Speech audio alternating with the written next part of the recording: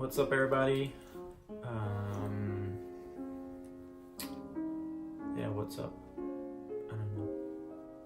You have some huge news to share with us this morning. I do? Yes. What is it? Oh yeah, another video.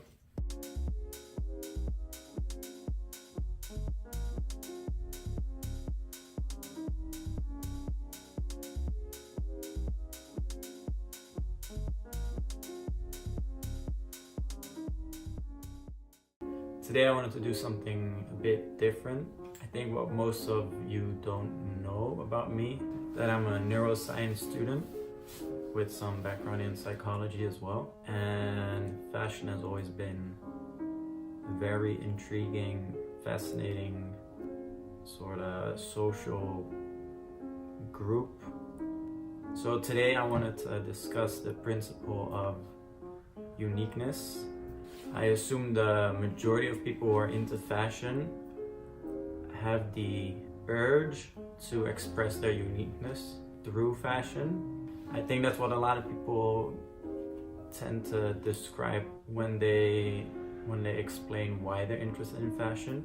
For some, it might be the main reason they are invested into this lifestyle. But is this concept of uniqueness even achievable?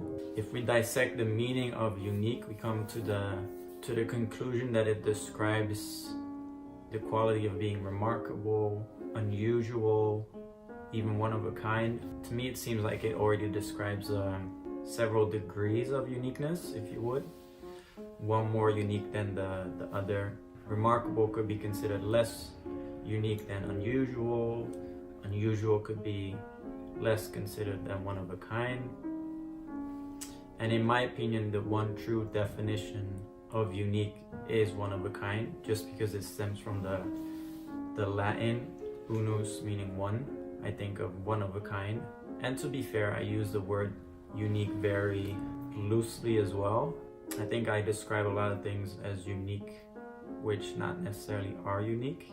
But in this video, when I discuss uniqueness, I think it describes more of a different form of competition in the fashion realm.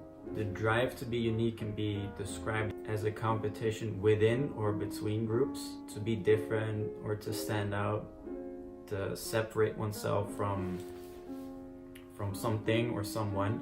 I don't necessarily believe that uniqueness is something everyone strives for consciously, but that there is this element of competitiveness which manifests itself in uniqueness, that most people who are invested in fashion on a more deeper level experience.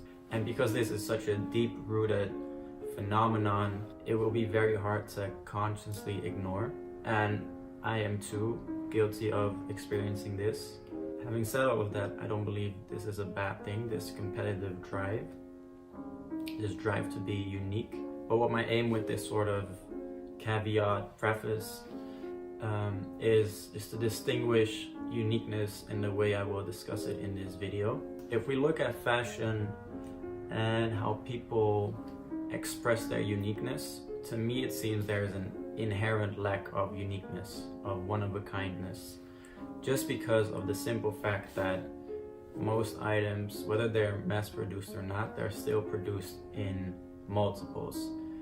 I think there are very few items that are truly unique, truly one-of-a-kind. You might have some sample pieces that are one-of-a-kind or some customized pieces that are one-of-a-kind, but for the most part, if you buy anything off the rack, designer or not, it's not going to be one-of-a-kind, obviously.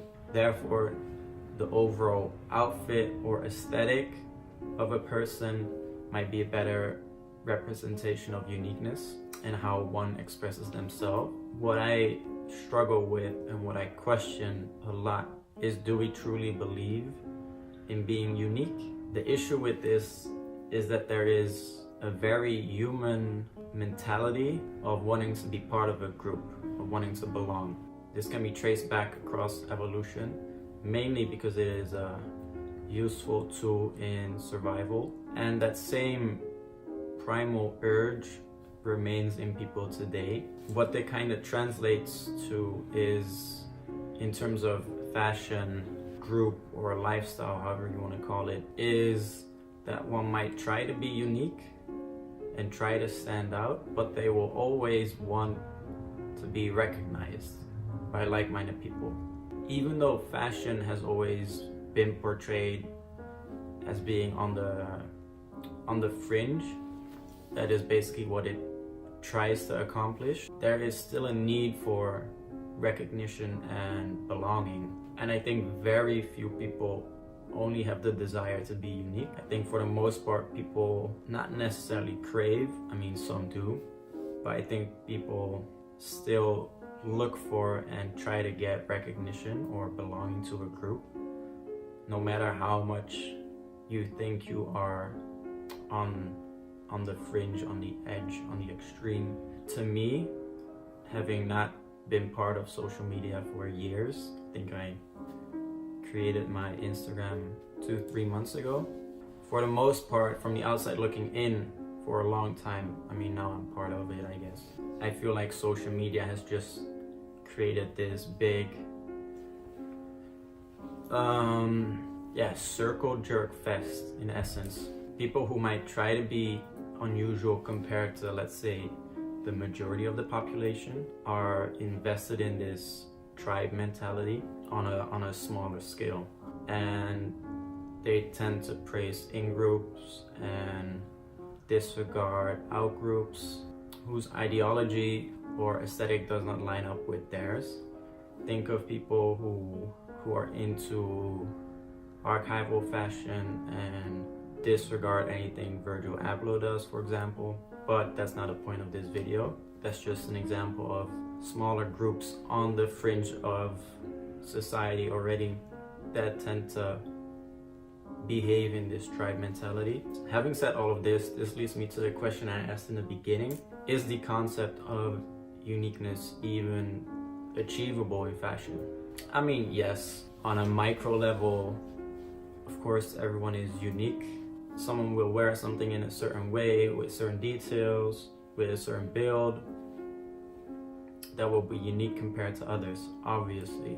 But I think there are levels to this.